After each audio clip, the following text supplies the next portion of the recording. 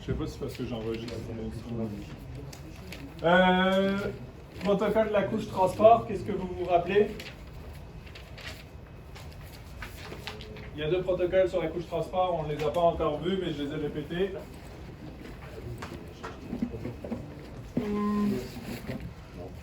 Couche réseau. IP. Mac.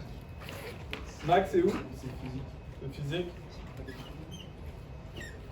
Et le transport, on a quoi? Fibre optique. TCP, UDP.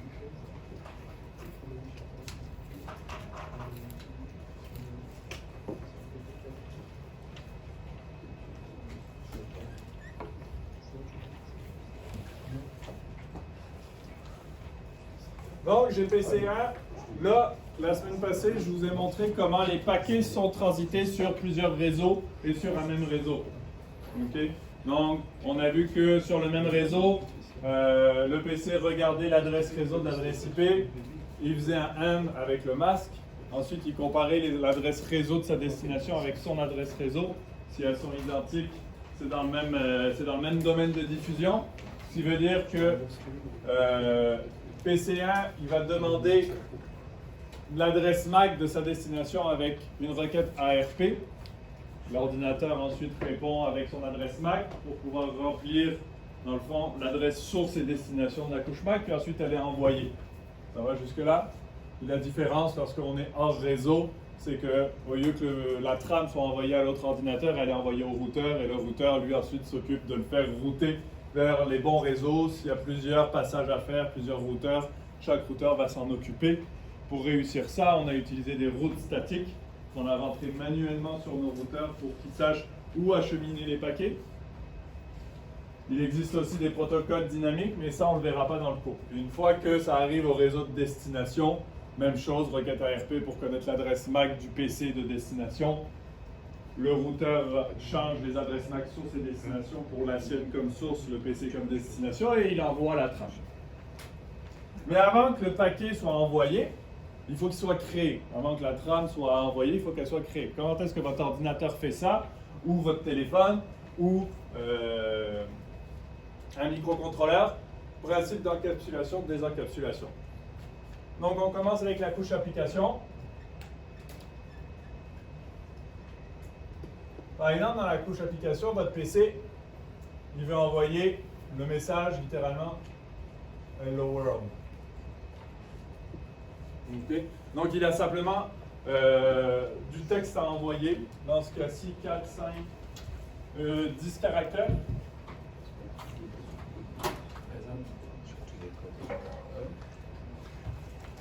Donc votre PC, vous avez créé une petite application qui permet d'envoyer du texte par réseau. Donc vous voulez envoyer Hello World, juste un message. Donc votre ordinateur va prendre le contenu du message et il va le descendre d'une couche pour l'envoyer dans la couche transport. Qu'est-ce que la couche transport fait? Elle prend votre message Hello World.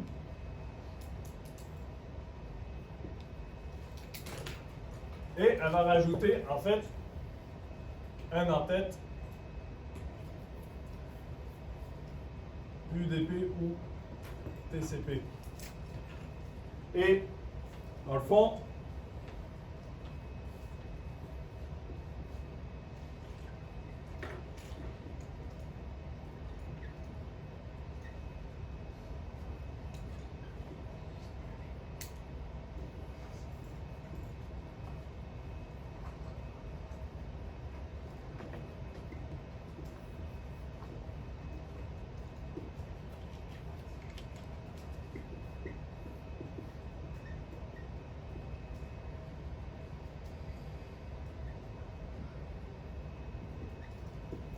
donc le principe que la couche inférieure prenne le contenu de la couche supérieure, rajoute un en-tête, des fois un pied de tête, dans ce cas-ci c'est juste un en-tête pour la couche transport, ça s'appelle de l'encapsulation. Encapsulation, même principe que vous prendriez un médicament, vous le mettez dans dans une capsule, ça s'appelle de l'encapsulation. Qu'est-ce que ça fait? Ça rajoute quelque chose par-dessus et ça ne modifie pas le contenu intérieur. C'est vraiment les deux choses importantes. C'est que dans le principe d'encapsulation, votre message Hello World reste intact. Ça fait partie de la couche application et la couche transport qui est en dessous n'a pas à gérer ce qu'il y a dedans. Elle n'a pas à modifier ce qu'il y a dedans. Donc, elle fait juste ajouter son en-tête.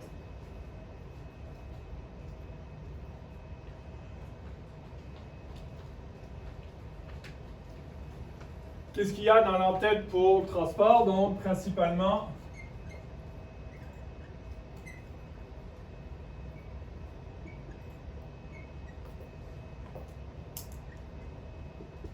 il y a un port source et un port de destination.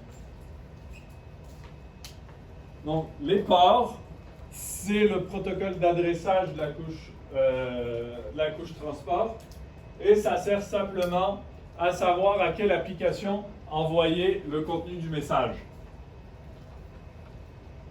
Parce que sur votre ordinateur, il y a plusieurs applications qui roulent. Vous avez un navigateur, vous pouvez avoir un logiciel qui va sur Internet, un logiciel FTP, une connexion SSH, etc.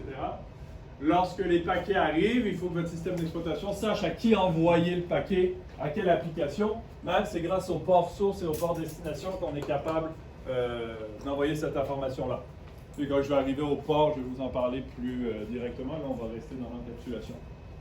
Une fois que le protocole de la couche transport a ajouté ce qu'il faut dans son en-tête, ben, ça descend d'une couche. Là, on tombe dans le réseau. Même principe. Vous avez votre Hello World qu'on ne touche pas. Vous avez ici l'entête TCP ou UDP. Et dans le fond, votre couche réseau, elle rajoute l'entête IP. Parce que dans ce qu'on utilise en ce moment, là, en 2020, pour la couche réseau, c'est principalement et presque uniquement du protocole IP. C'est ce qu'il y a dans le contenu du protocole IP. Ben, principalement, il y a beaucoup plus de choses.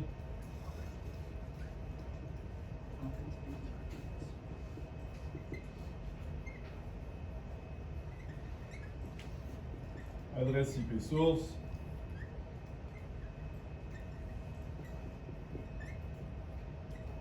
Adresse IP destination. Donc, c'est ce qu'on a dans le protocole IP. Il y a beaucoup d'autres choses, mais dans ce que nous, on veut regarder pour le moment, pas la peine d'aller plus loin.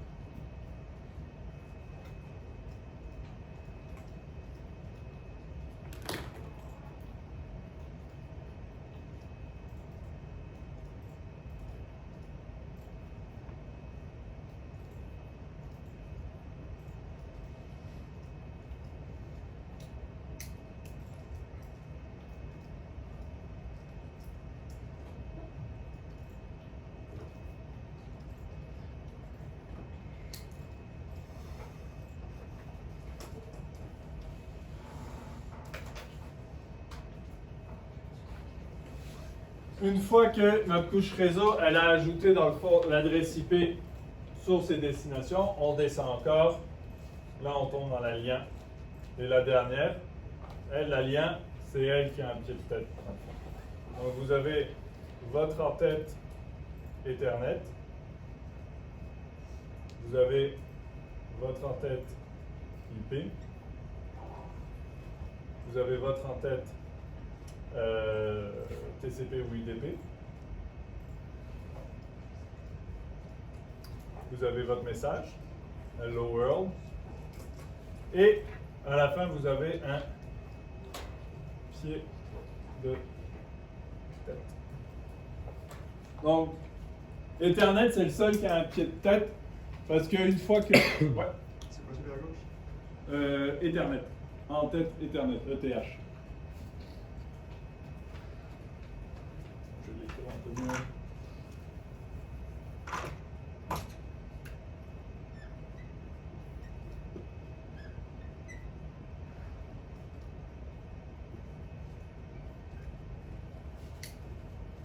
Donc, pourquoi est-ce que Ethernet a un pied de tête? Ben, étant donné que c'est la dernière couche avant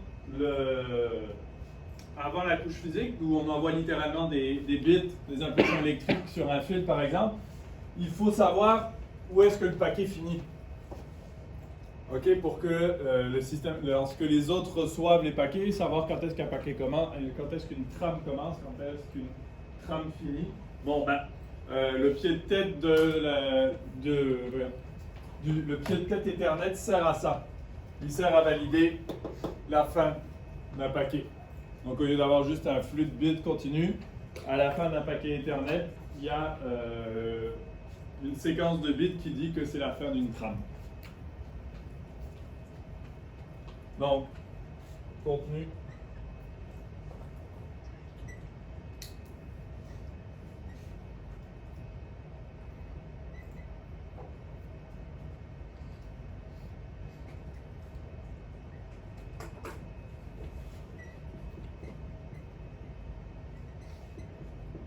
Donc, vous avez adresse MAC source.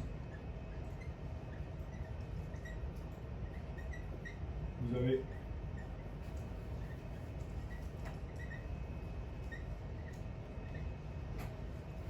adresse MAC source et adresse MAC de destination.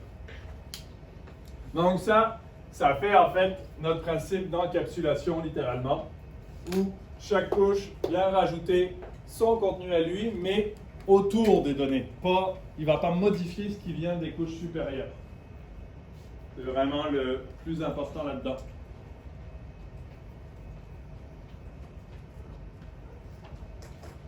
Donc, ce principe-là, c'est de l'encapsulation.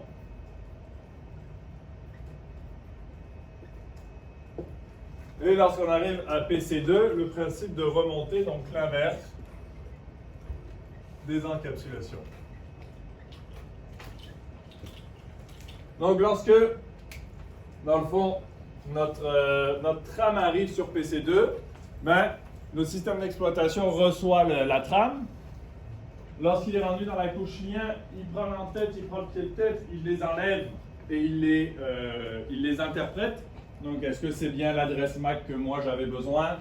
Pour cette trame-là, je vais enregistrer l'adresse MAC source pour pouvoir la réutiliser tantôt. Une fois qu'il a fini ça, il donne ça à la couche IP, la couche réseau. La couche réseau, est-ce que c'est bel et bien mon adresse IP qui est là? Parce que ça pourrait être mon adresse MAC, mais ça pourrait ne pas être mon adresse IP à moi. Il y a peut-être eu un problème. Donc, il enregistre l'IP source pour que tantôt, lorsqu'il va faire une réponse à ce paquet-là, il puisse la mettre comme destination. Il enlève l'entête IP, il remonte à transport, il regarde le port pour savoir à quelle application ça va. Il enlève l'entête de la couche transport et au final, en haut, vous vous retrouvez à nouveau avec Hello World.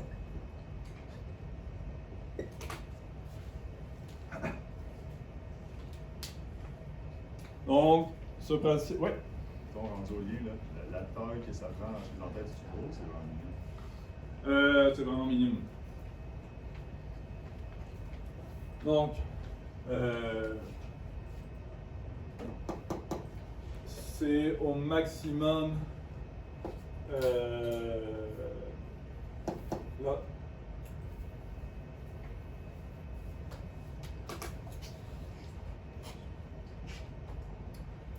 Il faut que je revoie les termes, mais lui, sur le paquet réseau, s'il a des données de plusieurs centaines de kilooctets, il va les diviser en kilooctets. Je ne me rappelle plus exactement c'est quoi la taille maximale que peut avoir un paquet. Mais dans le fond, ton paquet ici, il va être coupé s'il est trop gros. Et la couche lien va s'occuper de faire des trames aussi.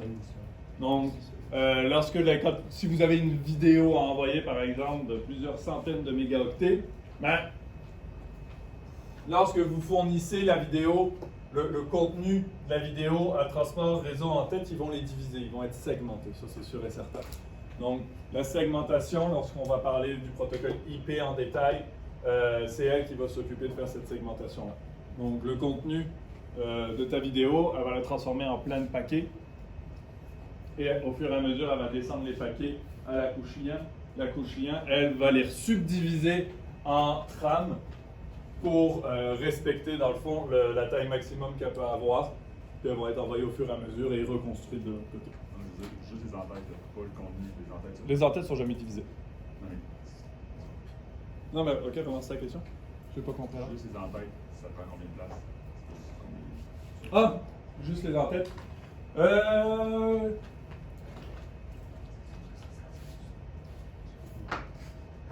Une centaine d'octets maximum. Tout dépend. Lorsqu'on va les...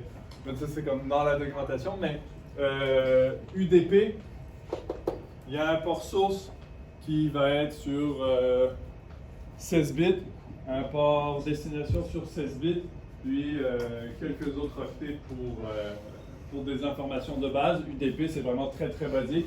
Un en-tête TCP va être beaucoup plus gros, proportionnellement à UDP. Mais c'est vraiment pas des grosses tailles. Lorsqu'on va regarder directement ces protocoles-là, je vous dirai c'est quoi la taille, mais sinon c'est pas pertinent. Des questions par rapport à l'encapsulation, désencapsulation?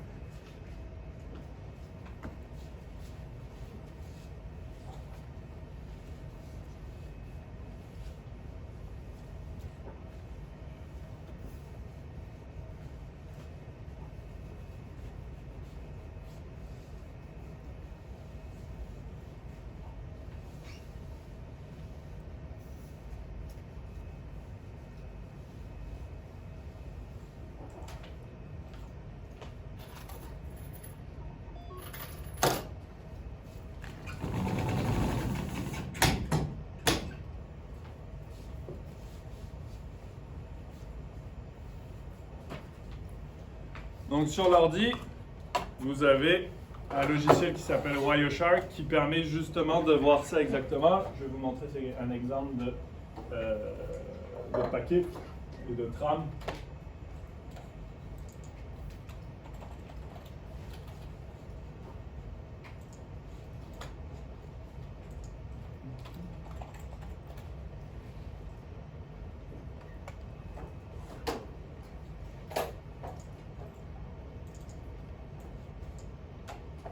Donc Wireshark, ça c'est un logiciel qui permet d'écouter une ligne Ethernet sur votre ordinateur ou sur votre Wi-Fi, puis il capte tous les paquets qu'il y a dedans.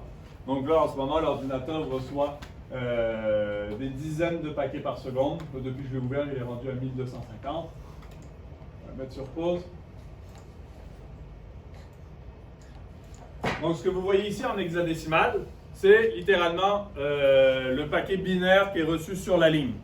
Sauf que là, on l'affiche en hexa parce que sinon, ce serait beaucoup plus long. Mais l'ordinateur, à un moment donné, a reçu un paquet et c'est 10, 07, etc. Là, on le voit, c'est vraiment la donnée brute. Sauf que Wireshark, ce qui est intéressant avec, c'est comme il connaît les protocoles, il est capable d'interpréter, dans le fond, ces données-là. Et dans la fenêtre ici, vous avez en fait les 1, 2, 3, 4, les 5 couches du modèle TCP/IP. Donc la première couche, elles sont vues à l'envers. Donc la première en haut, c'est littéralement la trame sur la couche physique. Donc il a reçu 105 bytes, 105 octets dans cette trame-là. Si on monte d'une couche, ici on a la trame Ethernet. Donc les 6 octets que vous voyez là, c'est l'entête de la trame Ethernet. OK? Et si on l'ouvre, qu'est-ce qu'il est capable de découvrir là-dedans? Ben, il est capable de savoir la destination. Donc la destination, c'est l'adresse MAC de destination. Ici, on a l'adresse MAC source. Donc l'adresse MAC de destination, c'est le PC, c'est un HP. Donc il est capable d'interpréter les 3 premiers octets, là, le OUI de l'adresse MAC pour me dire que ça appartient à Headlet Backward, HP. Okay, donc il est capable d'aller chercher le fabricant. Et la source, c'est Extreme Network. C'est notre routeur qui est là. switch/router. Donc ça, c'est des switches qui sont capables de faire du routage. C'est pour ça qu'on voit son adresse MAC. Et il dit, le protocole au-dessus, la couche réseau, c'est IP. Ensuite, sur le protocole IP, ici, il y a la couche de protocole IP. Tantôt, je me suis trompé, je trouvais que c'était pas beaucoup. C'est tout ça, la couche lien. Donc ça, c'est l'entête de la couche lien. Ensuite, ici, vous avez toute l'entête IP. Qu'est-ce qu'il y a dans IP? Ben là, il y a beaucoup de choses, mais principalement, on utilise l'IPv4. La taille de l'entête est de 20 octets. Ça répond à ta question. Donc, on a 20 octets ici, puis on avait 105, je pense. Non, on a reçu 105 bytes, ouais, c'est ça.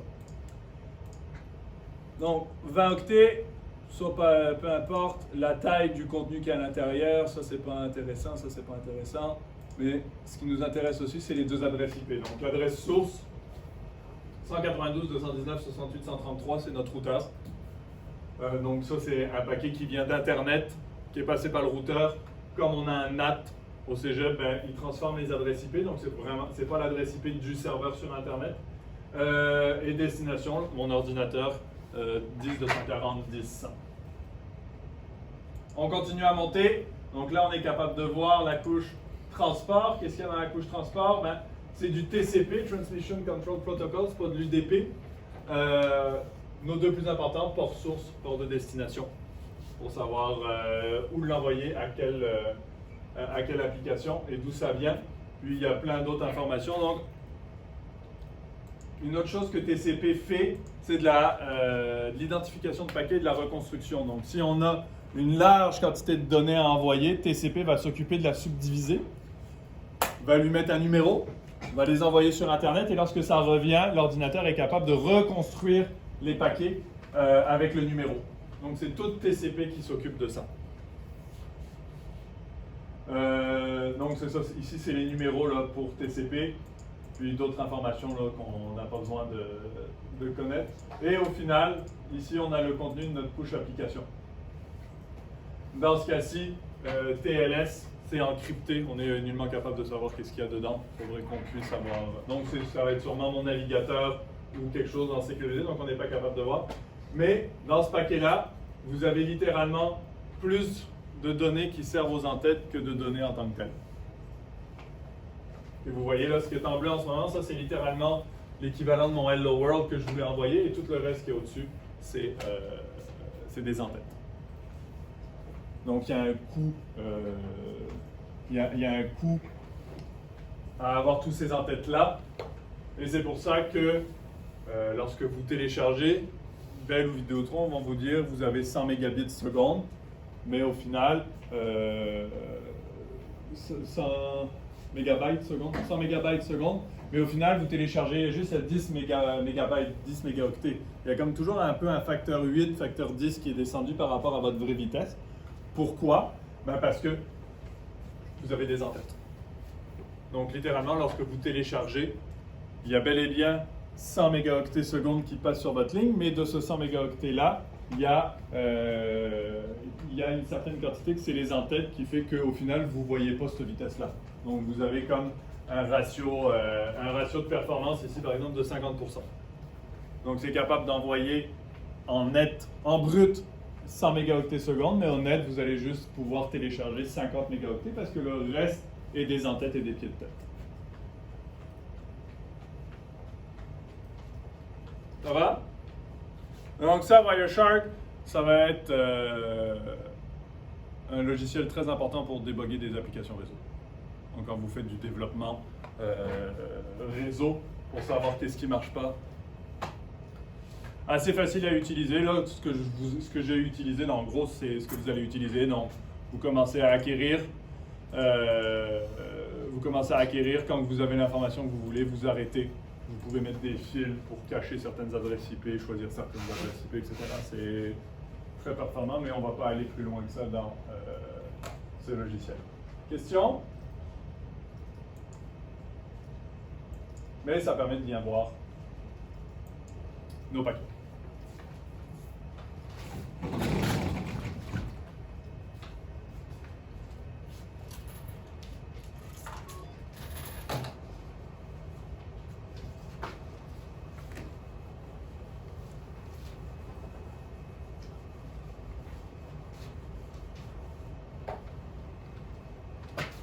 Donc, semaine passée, on avait vu IPv4.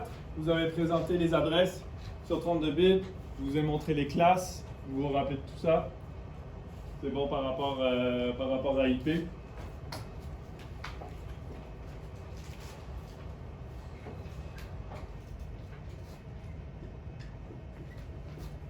Donc là, on va continuer avec ce qu'il y a au-dessus de IP, donc TCP, UDP.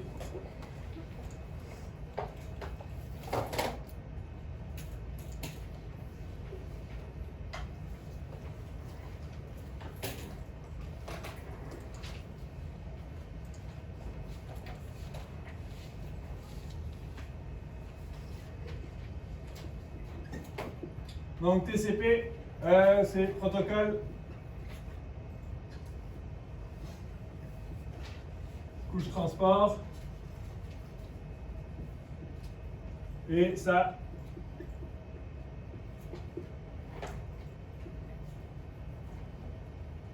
utilise l'adressage par port pour diriger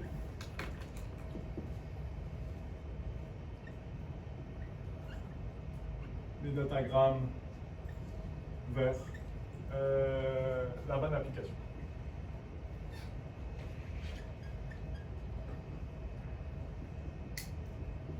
Je crois que j'avais oublié de vous parler là, des différents. Vous avez utilisé les différents termes pour datagramme, paquet, tram? Non, hein? Oui? Je vais le refaire. Donc, tout dépendant sur la couche qu'on est, on va utiliser des termes différents. Donc, quand on est sur transport, lorsqu'on parle des données, on va parler de datagramme.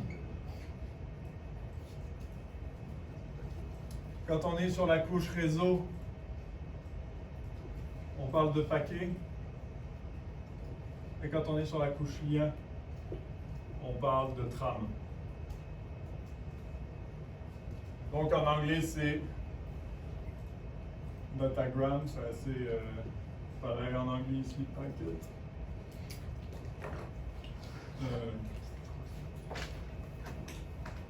Packet comme ça, c'est K. Et pour les trams, on appelle ça frame. Tout simplement. Donc, ça permet juste de savoir que quand on va dire datagramme, ben là, on est dans la couche transport. Quand on est paquet, on est dans la couche réseau. Quand on parle de tram, on est dans la couche lien.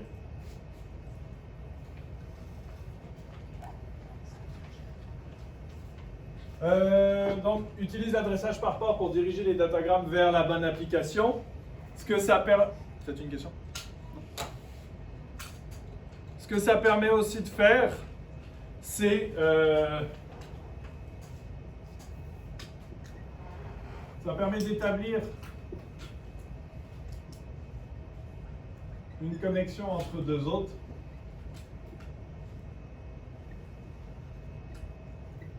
Donc, depuis le début de la session, là, quand je vous parle d'envoyer une information d'un autre à un autre, c'est toujours l'autre source prend sa donnée, elle encapsule tout ça, elle envoie ça, puis elle n'en entend plus parler. Et on espère que de l'autre côté, la destination le reçoit. Okay. Donc, c'est effectivement le cas pour la couche réseau, la couche lien. Pour la couche réseau et pour la couche lien, c'est le cas. Donc, il envoie, puis il n'en parle plus. Il n'y a pas rien dans les protocoles Ethernet ou IP qui sert à vérifier que le paquet, par exemple, a été bien reçu. Mais le protocole TCP, lui, il s'occupe de ça. Lui, il s'occupe d'établir une connexion. C'est-à-dire que TCP, avant de commencer à envoyer des données à la destination, il va s'assurer qu'il est capable de lui parler. Donc, il va faire un handshake qu'on appelle en anglais. Donc, serrer la main comme pour dire on se connaît puis on va se parler. Donc, il va envoyer un paquet de connexion. La destination va la confirmer, va lui dire oui, je l'ai reçu. Puis là, ils peuvent commencer à parler ensemble. Donc, ça établit une connexion entre les deux autres.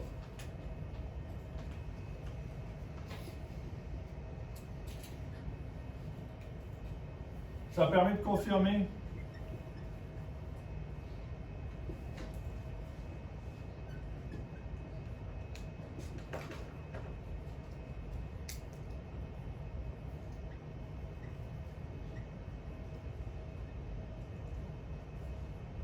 Ça permet de confirmer la réception des paquets, des datagrammes. Donc, à chaque fois que TCP envoie un datagramme à une destination, il faut que la destination lui dise « je l'ai reçu ». Si elle ne lui dit pas, il va continuer à l'envoyer. Il l'envoie, puis au bout d'un moment, tout dépendant de comment que votre système d'exploitation est configuré, il va vous dire « je ne suis pas capable de me connecter ». Quand vous allez sur un site web, puis que ça vous dit « je ne suis pas capable de me connecter à ce site web-là », en gros, c'est TCP qui vous dit ça. TCP a essayé de se connecter, il n'a pas réussi, donc il dit « je suis incapable de me connecter ».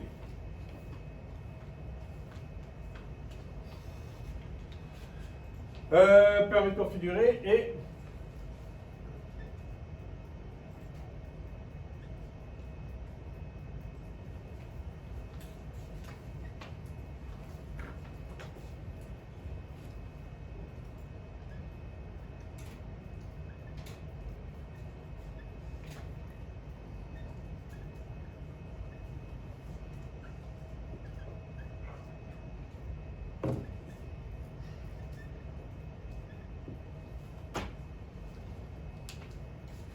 permet de garder un ordre dans les datagrammes envoyés. Donc ça, pour cette dernière partie, c'est que, supposons que votre système d'exploitation envoie 10 datagrammes, puis que ces 10 datagrammes-là contiennent une page web que vous voulez voir.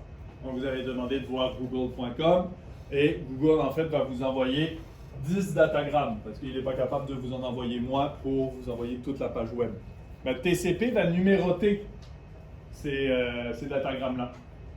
Toi, tu es le 1, toi, tu es le 2, toi, tu es le 3, toi, tu es le 4, toi, tu es le 5. Pourquoi est-ce que ça fait ça?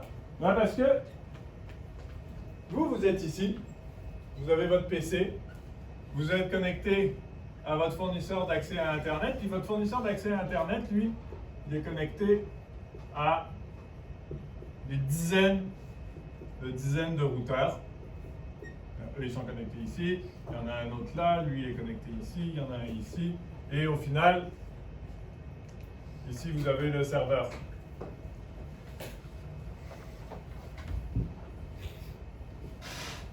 On a la peine de dessiner ça, là. Qui fait que lorsque votre serveur envoie votre paquet, il va envoyer le paquet 1, puis peut-être que le paquet 1, lui, il va passer ici. Il va passer ici. Et là, il va être ralenti parce que lui, il est surchargé. Puis, lorsqu'il envoie le paquet 2, ben, le routeur ici dit « Ah, ça commence à être lent par là, je vais envoyer le paquet 2 ici. » Et au final, ça se peut que votre paquet 2 arrive en premier à votre PC versus le paquet 1. Ça se peut que le paquet 1, lui, il est passé par une route qui, initialement, était la plus rapide. Puis là, il y a une congestion sur celui-là. Il n'est pas capable de traiter les paquets qui l'arrivent, ou il le fait avec retard, qui fait que paquet 2 arrive avant.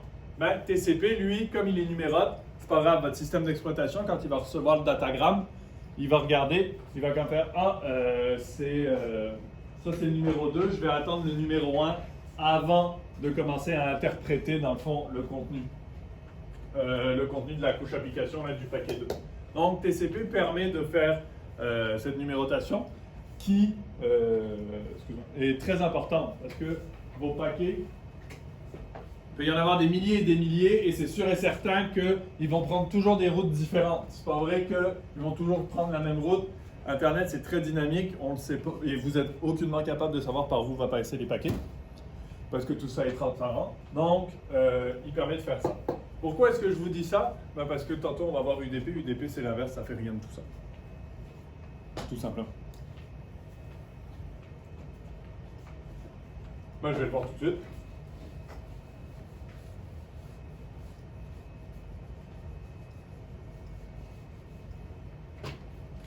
UDP, ça veut dire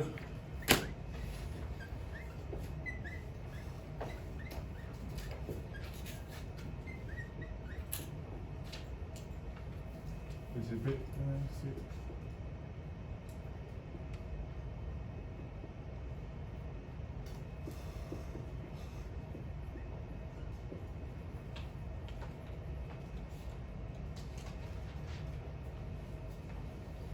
donc UDP, même chose, utilise les ports pour l'adressage. Donc, même, exactement la même chose que TCP. Ouais. C'est juste pour l'exemple de tantôt, là. Oui. Mettons avec les 10 datagrammes, Ouais. paquets, peu Qui importe. sont reliés. Ouais. Comment que le destinataire interprète quel message est complet? Qu'est-ce que tu veux dire? Tu veux dire qu'il a reçu tous les paquets? Ouais, c'est ça. Le dernier paquet va avoir une indication que c'est une fin de transmission. Ok. Et chaque paquet a un checksum, a une somme de contrôle pour s'assurer qu'il n'y ait pas eu d'altération du contenu du message. Mais ça, c'est trop. Tu sais, le fait que le TCP, dans le dernier datagramme, il indique que c'est le dernier. On ne voit pas ça, là. C'est quand même trop poussé pour les besoins du cours. Donc, utilise les ports pour l'adressage. Donc, TCP et UDP, c'est deux protocoles, mais ces deux protocoles utilisent les ports exactement de la même manière. Ok. C'est une subtilité qu'ils ont, alors que dans la couche réseau, un protocole haute-kippé n'utilisera pas les adresses IP. Apple, parce que ils aiment bien ça, faire leurs propres affaires, ils ont un protocole parallèle à IP qui s'appelle Bonjour, qui permet de découvrir, par exemple, des imprimantes sur un réseau, des équipements sur un réseau. Ils n'utilisent absolument pas l'adresse IP. Ils utilisent leurs propres affaires pour leur protocole. Mais TCP/UDP, la même chose. Et là où ça change, c'est que il n'y a pas de connexion, il n'y a pas de confirmation de réception.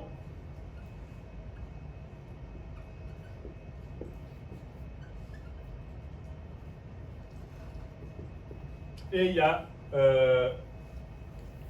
pas de réorganisation des datagrammes.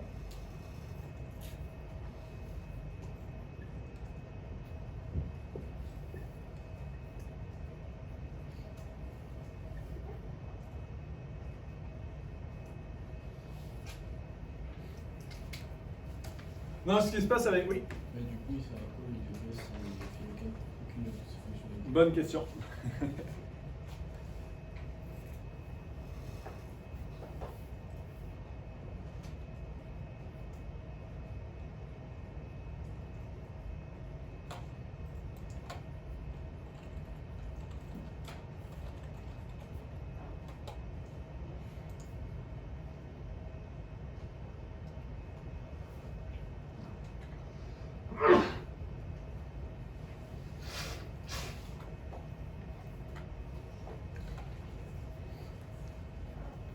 Donc ça fait rien de tout ça. Alors la question c'est de savoir pourquoi utiliser UDP.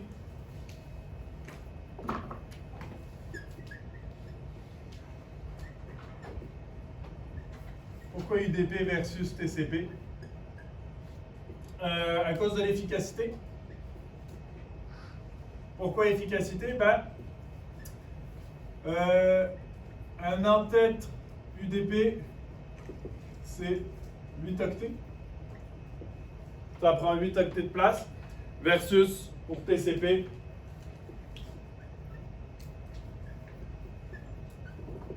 20 octets.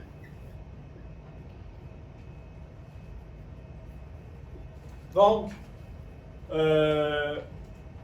ça a un prix d'utiliser, d'avoir une connexion, d'avoir une confirmation et de garder un ordre. Et ce prix-là se reflète dans un en-tête qui prend 12 octets de plus par rapport à UDP.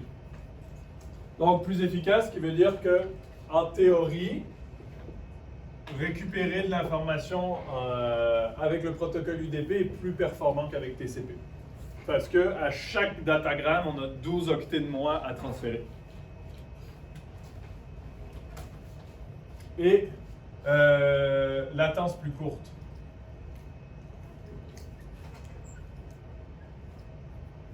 Latence étant le temps que ça prend à un paquet du moment qui commence à être construit par la couche application jusqu'à ce qu'il soit reçu.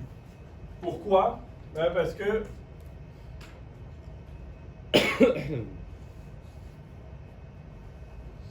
pas de demande de connexion. Donc la demande de connexion, il faut envoyer 3 paquets pour faire ça. Okay, en TCP, ça s'appelle le three hands three-way handshake, excusez, qui fait comme on se serre la main en 3 étapes. Ce qui veut dire que la personne qui veut faire la connexion envoie un paquet qui demande la connexion. La destination renvoie un paquet qui dit « j'accepte la connexion ». Et la source renvoie un 3e paquet qui dit « j'ai confirmé que tu confirmes ma connexion ». Okay? Si ça prend en 20 millisecondes pour faire un aller-retour, 20 millisecondes à envoyer, revenir, réenvoyer, ben, c'est à 60 millisecondes qui est passé juste à établir la connexion. Ça peut sembler pas beaucoup, mais dans des applications haute performance, on est capable d'envoyer beaucoup d'informations en 60 millisecondes. Et puis ça, c'est à chaque fois qu'on établit une connexion. Si on la perd, ça en prend, etc. Et l'autre chose qui fait que la latence est plus courte, c'est que pas d'attente de confirmation.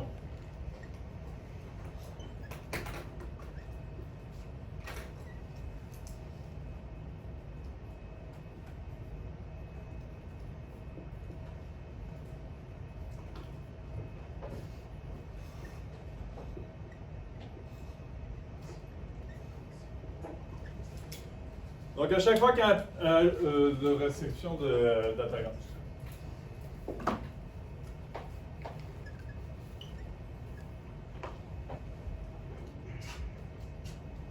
Ce qui veut dire que à chaque fois qu'il y a un datagramme qui est envoyé par l'autre source, il faut qu'il attende que la destination lui dise « je l'ai reçu ». Encore une attente de plus. Donc, il va toujours attendre qu'il reçoive la confirmation avant d'envoyer plus de données. Donc, pourquoi UDP versus TCP? Ben, efficacité et latence plus courte et aussi moins complexe à implémenter.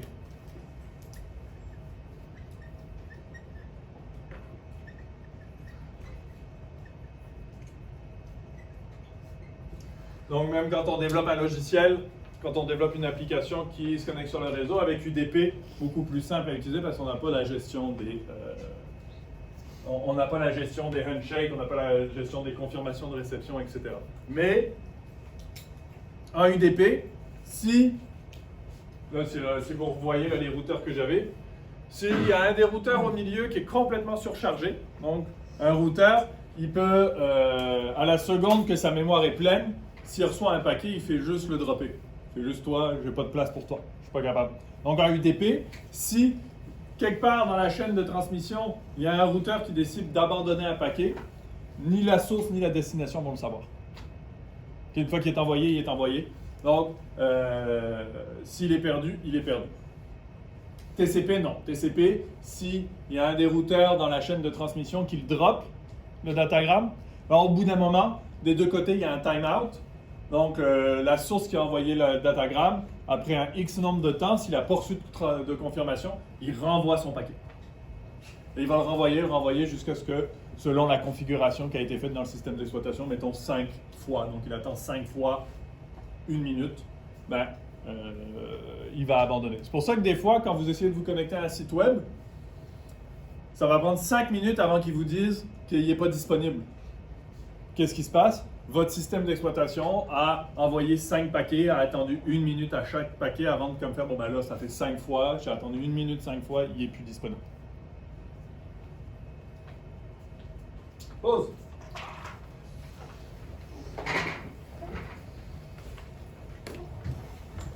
Ça tourne encore. Ouais, je l'ai.